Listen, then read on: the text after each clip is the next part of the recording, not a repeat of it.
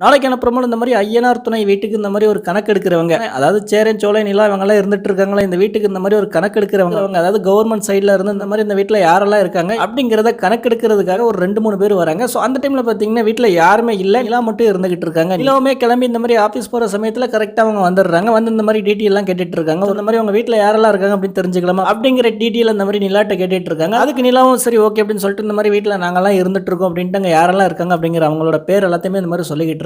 So அப்படி சொல்லிட்டு இருக்கும்போது அந்த கணக்கெடுக்கிறவங்க பார்த்தீங்கன்னா, இந்த மாரி நிலாவ பத்தி சரி அதெல்லாம் ஓகே. நீங்க யாரு அப்படின்னு கேட்குறாங்க. அதுக்கு நிலா அப்படியே கொஞ்ச நேரம் யோசிக்கிறாங்க. யோசிச்சு பார்த்துட்டு என்ன சொல்றது அப்படின்னு தெரியலையே அப்படின்னு சொல்லிட்டு சரி ஓகே சொல்லுவோம் அப்படின்னு சொல்லிட்டு நான் வந்துட்டு இந்த வீட்டோட மருமக அப்படின்னு சொல்றாங்க. மறுபடியும் அந்த கணக்கெடுக்கிறவங்க அப்படியா மருமகளா? சரி ஓகே இருக்கட்டும். உங்களோட ஹஸ்பண்ட் நேம் சொல்லலாமா அப்படின்னு கேட்குறாங்க. அதுக்கு நிலா அப்படியே சில வினாடிகள் யோசிச்சுட்டு என் ஹஸ்பண்ட் நேம் சோழன் அப்படின்னு சொல்றாங்க. ஸோ இவங்க அப்படி சொல்லையுமே இதையெல்லாம் சோழனுமே இந்த மாதிரி மறைஞ்சிருந்து கேட்டுட்டு இருப்பாங்க. அதாவது அவருமே இந்த மாதிரி வீட்டுக்கு அந்த சைடில் தான் நின்றுட்டு இருப்பாங்க. இவங்க என்னடா சொல்றாங்க அப்படிங்கிறத பார்க்கறதுக்காக இந்த மாதிரி நின்றுட்டு இருப்பாங்க. இவங்க அப்படி சொன்னதுமே ஆஹா நிலா மனசுல நம்ம தாண்டா ஃபுல்லா இருக்கும். இது போதும் இனி டைவர்ஸ் ஆகுது கீவர்ஸ் ஆகுது இனிமே யாராலையும் எங்களை பிரிக்கவே முடியாது அப்படிங்கிற மாதிரியே பார்த்துட்டு இருக்காரு.